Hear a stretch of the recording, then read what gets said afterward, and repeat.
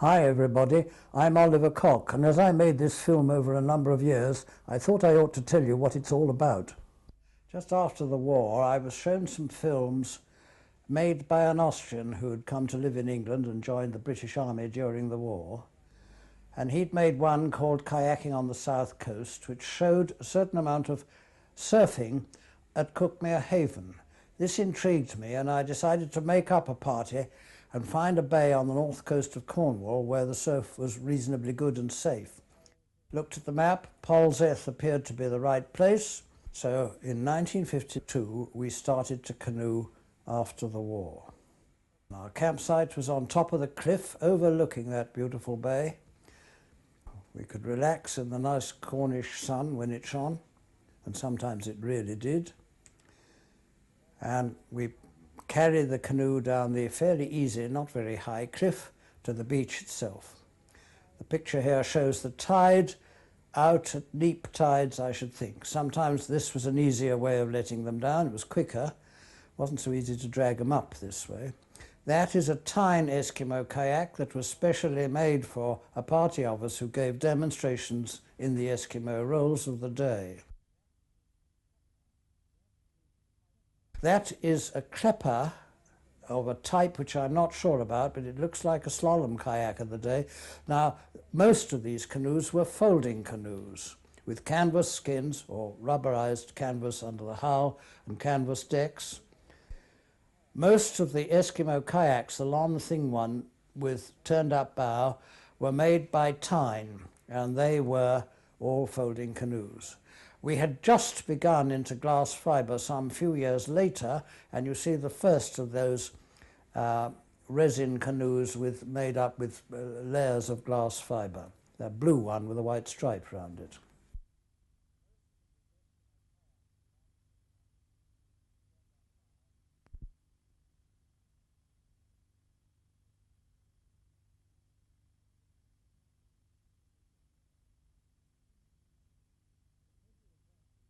The middle of that group was a man called Jim Barber. He was a wonderful, very good, natural canoeist. He managed to aspire to international competition in canoe slalom, which was the only form of wild water competition we had in those days.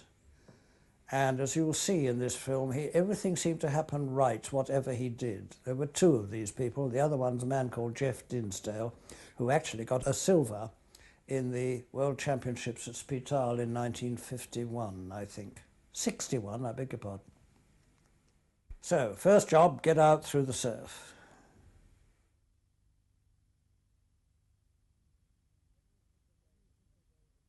When you hit a wave, especially when it is broken, it's hard work. If it's still green, all right, quite easy to climb up over the top. That is Bill Horsman, who was a leading figure in the wild water days. In fact, he took a team to Murano in 1953 and did so remarkably badly, the whole team, that he was really despondent, and I volunteered to become the coach to the team, which is where we started getting better and better, I'm happy to say.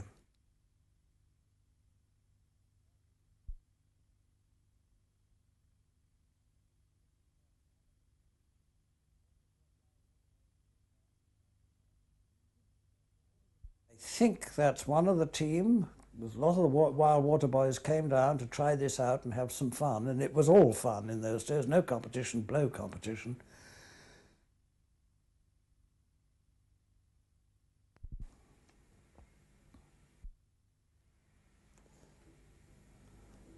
Not near enough, I can't see who it is. Not to worry, another Tyne kayak. Job to turn them round, they're so long and they had virtually no rocker in them, whatever. There was a little, but not enough to make it easy to turn around. They were devils to steer in if you wanted to do anything quickly. That glass fibre slalom canoe of the day was much easier, now used as an ordinary, easy wild water touring boat. And again, colour is fairly important if you're doing this kind of thing, because a blue canoe disappears. You can't see it, and it's very difficult to rescue if you can't find it. So that's really the wrong colour.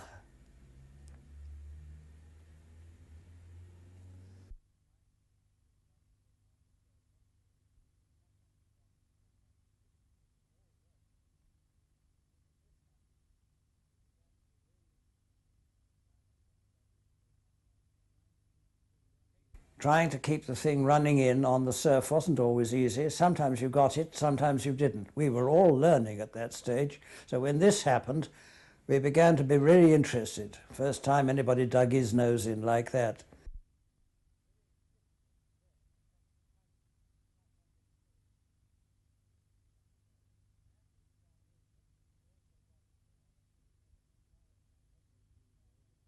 Lovely green wave, about to break with Jim Barber handling the canoe on it. It persisted in turning. No, he managed to stop it, so he gets the nose digging in and he just carries on. Better one.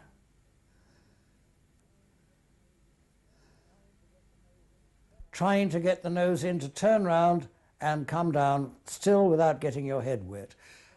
Very difficult then, in fact, quite not understood. And we had to learn. That is Don Lucas, who also got into one or two of the World Championship teams.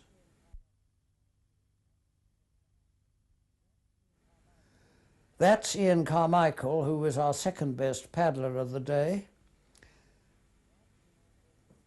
That is a man called Bill Crockett, who was a team follower. I don't think he paddled for the country. I'm not too sure. He may have done once. He's in a slalom canoe of the day. These were all folding canoes. They had to be. It was part of the competition. Jim Barber again, getting away with it, and all we could do when the wave broke was to lean over it and lean on our paddles and let the wave carry us on ashore.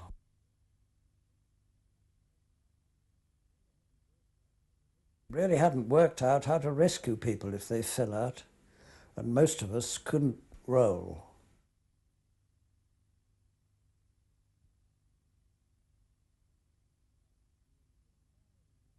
Ian again, trying it backwards.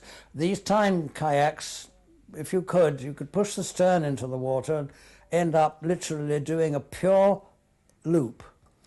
And sometimes you tried to pivot round whilst you were in the air. That looks like Bill Horsman holding himself up on the wave after it had broken. Somebody else ditto. It's interesting, isn't it, when you compare these pictures with what they get up to nowadays in these kayaks. Quite different type of boat dealing with the water. Incidentally, I've got to mention it, haven't I? Very few life jackets. That's Jeff Dinsdale, who never wore one. But things happened easily with him. He was a dashed good roller, and a very few of us were.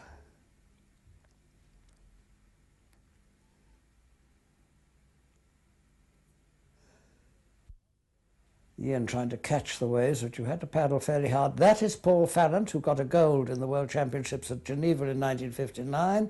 You'll see quite a bit of him in a rather special canoe later on, pushing himself up off the bottom. Naughty trick. Somebody learning how to turn around and carry on the same wave. These were rather flukish when it happened right. Lovely shot. That's Ian again. Gives you an idea of how fast a wave comes ashore when you look at the bow wake wave as they come in. And here were some of our early mistakes. Not being able to steer away from the rocks. You can't, on that type of canoe, get the canoe to steer right. So if it goes wrong, you'll probably get knocked over. And for heaven's sake, lean over the wave, not shoreward of it, because it'll certainly knock you over. That is... No, he didn't lean. He forgot to lean, didn't he? Ordinary support stroke does you perfectly. Rather a dark picture, rather difficult to see. Somebody's fallen over and I think had to get out. But if it's close inshore, we didn't bother. Blooming well swam ashore and that was it. If you want to get over... Oh, he's rescuing somebody at his bows. This was one way of bringing somebody in. You could talk to him and tell him what was coming because he went under every time a white wave came over. And you could pull him in hard. Another way was to have him beside you. But that didn't make the paddling any easier. And he had to cling on tight if the whole thing went round sideways like this and he was brought in sideways. But it was another way of bringing a chap ashore, and that was what mattered. The actual rescuer in that picture is wearing a life-saving jacket, which is rather bulky in front of you.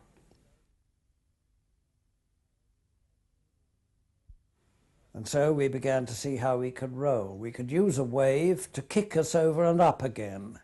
That's Jeff Dinsdale again. It's a complete waste of effort to try and roll up shoreward here. That's a good screw roll of the day. We still hadn't mastered hip flick. This is a man whose name I can't remember. We called him Flapjack, and I can't even remember that reason. He was the first man that I know of who could row without using any sort of paddle blade at all regularly, always.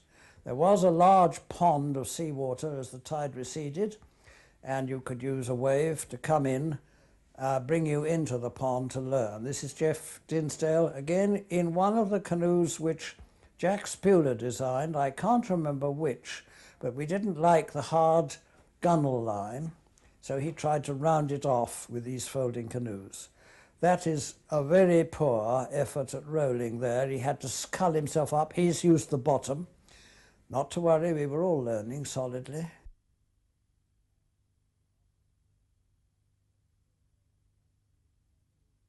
And here's somebody trying to do a roll without using a paddle, failing dismally, and being offered various things to help him get upright, a towel to dry himself off with.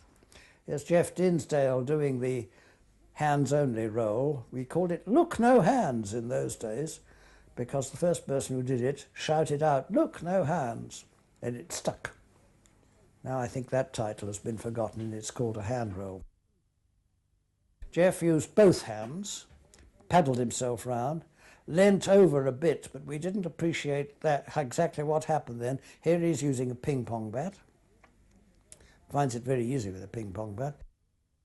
Using the sculling for support stroke, but deeply underwater. That's a backward polata, got into a proper old muddle, come up the other side without having to shift the paddle. All part of the show by Jeff. And out again when a wave is not trying to get you in. Nice easy run out to sea.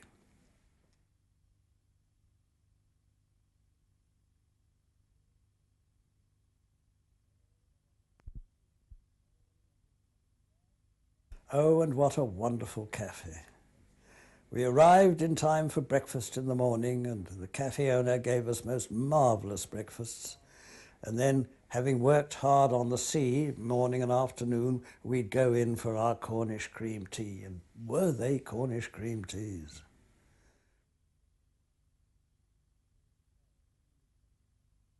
That Cornish bread roll has a special name which I can't now remember, I'm sorry, Cornish cream, which you were supposed to spread on the roll, and strawberry jam. If you wanted to be sick, no, spread strawberry jam and cream thickly on your bun and hope it doesn't squelch outside too much sideways to get all over your hands and over the table and everything else.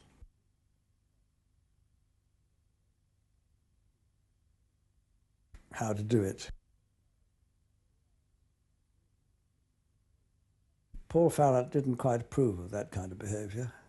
Here's me having it as a nice cream, which was equally good. Didn't bother with the bread roll. It's the cream and strawberry jam that matters, isn't it? Julian Shaw, who was an international paddler. Jack Spuler, the man with many languages, the Swiss, who also designed many of our folding kayaks of the day, the slalom kayaks. This is what the beach looked like from our veranda. Rather a lot of bathers, and they're a bit of a menace. And here is the old H rescue.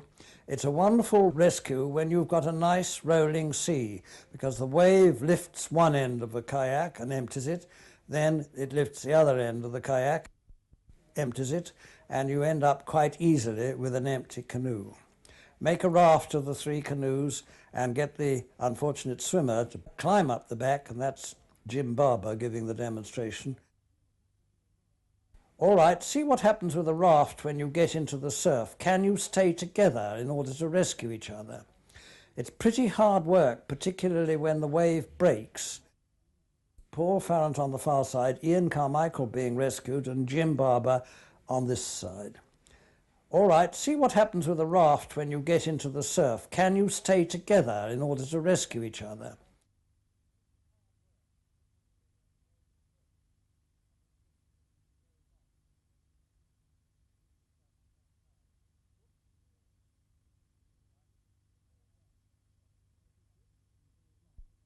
All sorts of things can go wrong when the wave breaks. People start to capsize. Whoops, crash. All right, give him a hand, probably roll him up again.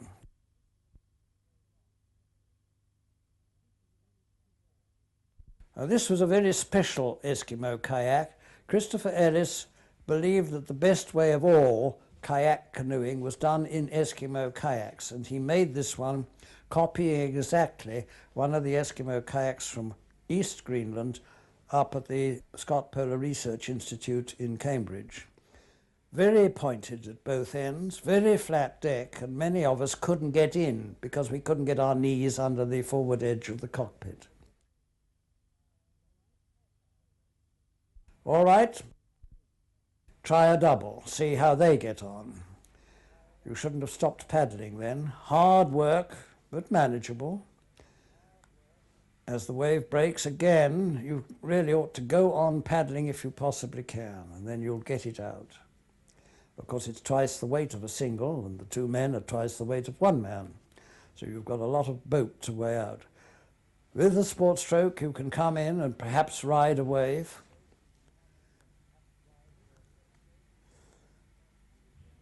And then this was one of the Royal Marine canoes, and eventually we persuaded them to let us have a go in it. And that is Paul and Ian again, Ian in the front seat, because he was the smaller person, running it in forwards like this.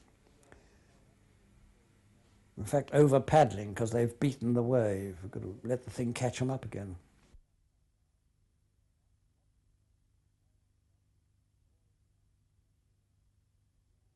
Wants a bit of practice, that, doesn't it? Here we go again.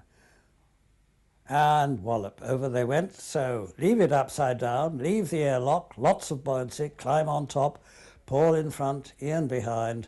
They paddle ashore that way round.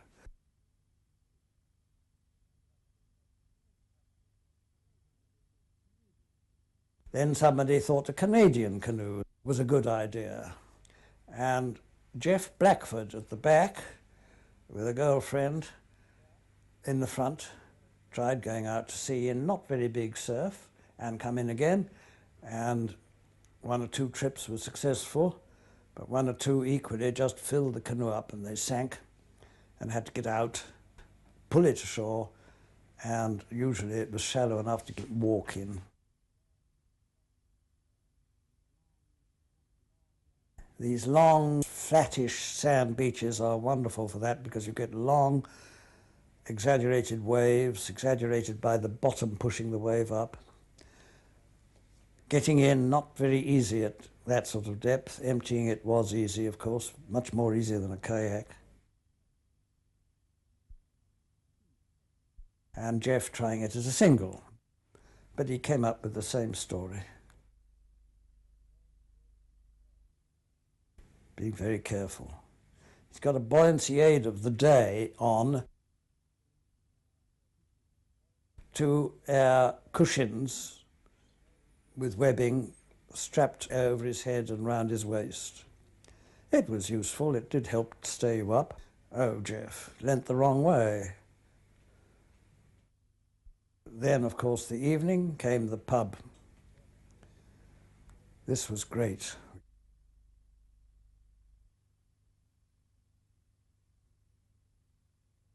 That's a shoved halfpenny board. Can they shove halfpenny today? I've not seen one. Paul and Ian playing bar billiards. Those two were friends with each other. Here's a crowd in a corner drinking. Spuler on the extreme right, Eric Totti next to him. Paul on the left of that one, girlfriend Joanna Aldridge, the man with the pipe, John Dawes, who was a great character and the treasurer to the BCU of the day.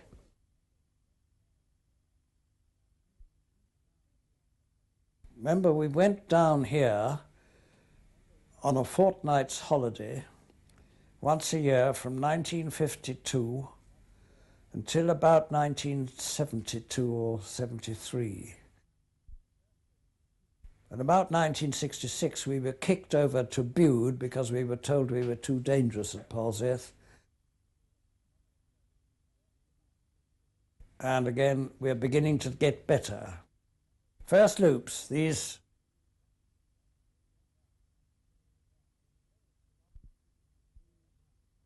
oh, that was a good one, a full round. So we started to pretend to be vultures on the cliff top, waiting for the bodies to be swept ashore. All part of the joy of really having a wonderful, fun time.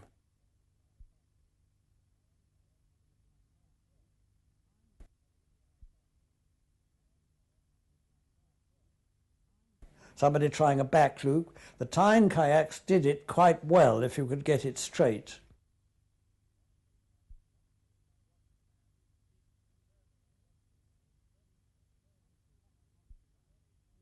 On one occasion I watched a man dig the stern of the canoe into the vertical position where he stuck for a moment or two, and he valiantly tried to paddle up to heaven, all in fresh air.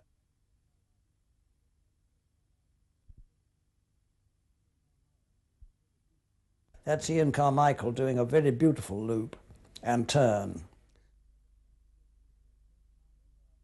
Don't forget, these were the first time these things were ever done. Jim Barber, he really had the knack and the beauty. Since the Tyne kayak looped backwards the most easily, that was the best. And the idea here was that you capsized as the wave caught you, and you got knocked over and came up the right way up anyway, so what? That's Jim again. He never looked as though he was trying. He made it look easy, which is always the sign of a good, natural paddler.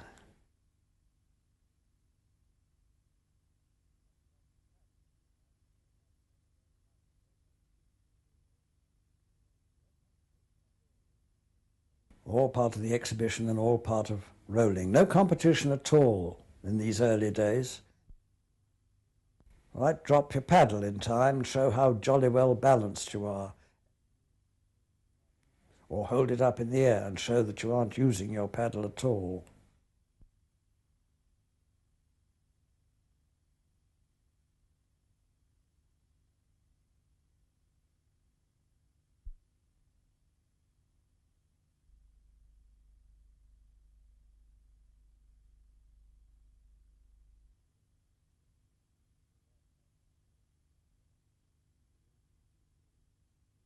Somebody without a paddle at all. Don't know who it is. That's a lovely wave, isn't it? Look at it. Beautiful. Gets knocked round sideways a little and is caught by the wave and lifted up by it and brought ashore sideways. Nice, comfortable ride. Bit bumpy coming in sideways, but perfectly safe and easy and comfortable. Another lovely big wave.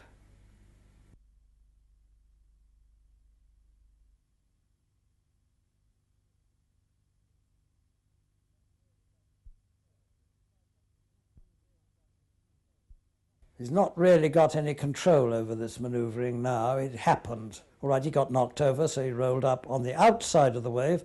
It's nice and easy because the water does it for you. Another lovely big wave. So let's try something else. Don't want to canoe all day. It's very exhausting. We didn't have wetsuits then. It was cold also. Large pool where we had learnt some rolling. Let's take our snorkels and see if we can see what the bottom looks like.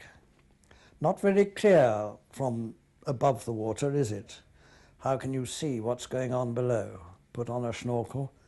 Get the knack of using it. and you can begin to see the bottom as clear as day.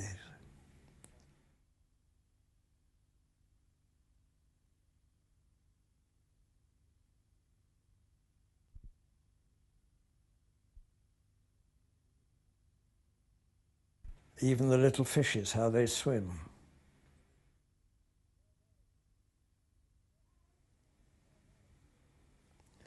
So try diving. Get the knack of it, otherwise you swallow half the sea.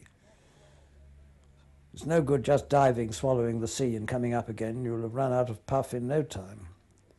So put your tongue in front of the breathing tube and dive. Breathing tube will fill with water, come up, blow the tube clear. And then you can stay under as long as you feel like, come up, blow it clear and go on. Again, surfing all day is very exhausting. Try a trip round the headland and on up the coast. Study the tides, study the weather, study any tidal race that may occur, and a light one does occur around Pentire Point. So go with that rip, on up and look at that wonderfully transparent sea. It's one of the beauties of the world, this. 2 slalom type canoes and 1 Eskimo kayak, which looks like a copy of the Red Spear done in plywood. Into the little bays, look down into the depths.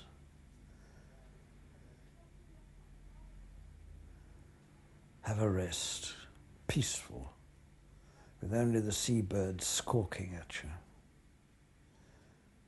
Nobody else, it's yours. There's the race round the headland. Wait back in our little retreat bay. Have some games while you're there. Practice rolling. Hot sun down on you, you may feel like cooling off. Have a roll just to get cool. Time kayak is the one on the yellow one on the left. That feels better. Let's see if we can have another roll. Plenty of people about if you aren't good enough to be sure of yourself. Joyce Critchley. Make a raft up. See if somebody can swim underwater all the way underneath the raft. Forgot to look upwards, so he went a bit astray, but he did the distance.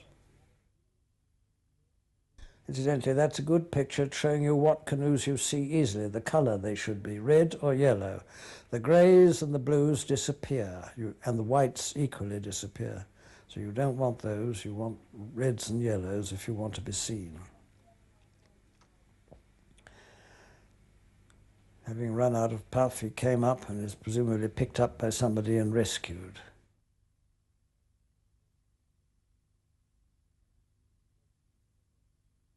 And off we go back again. The race at the headland having stopped racing, and back into Polzeath Bay. Not very many seabirds on this headland, I don't know why.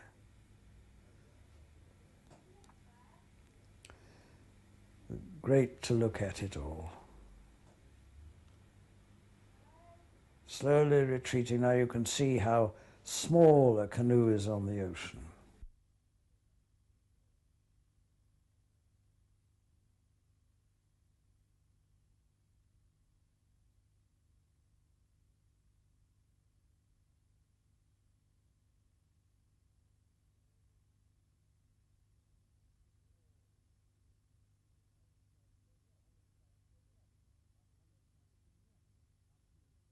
Now we decide to go the other way, up the local river, the Camel, to look at St. Enodoc Church in Damer Bay and on to the village of Rock, leaving one of our girls behind us. That looks like Mary Farrant.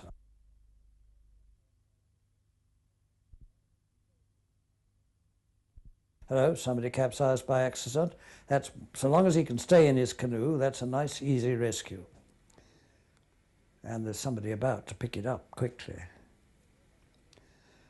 Well, the first bay is nice and flat and more sand, but we are going into a little church, so we want to keep our feet dry. Almost impossible, But we walk our canoes ashore on our knuckles until we really can't go any further and have to pull them up just above the tide mark and know whether the tide is going in or out, because if it's coming in, you'll lose your canoes unless you bring them right up to the tiny church which is buried into sand dunes.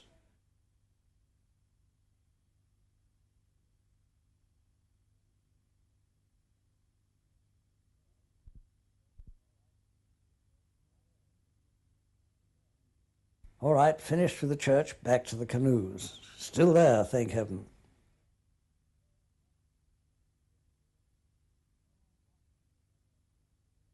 And go on up the estuary, past a certain number of other types of boat, a sailor, somebody moored up there, don't know what it is, and ourselves, small sailing boat, enjoying that safeish water so long as you know whether the tide is ebbing or flowing, to the bay at Rock.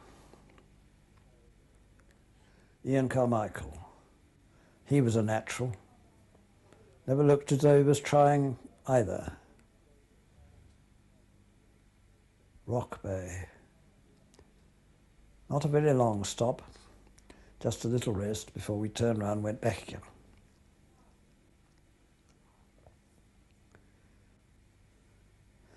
Down the estuary and out to sea, and once more round into Polzeath Bay. Coming in as the sun goes down and the sky goes red. Safely ashore on a light, small surf, which is very comfortable to ride. Landing in amongst the rocks, which is all right so long as the surf is small. Drag the canoes ashore, take them up to our campsite on top of the cliffs, and watch the magnificent sunsets. Retiring finally into the pub for our drinks.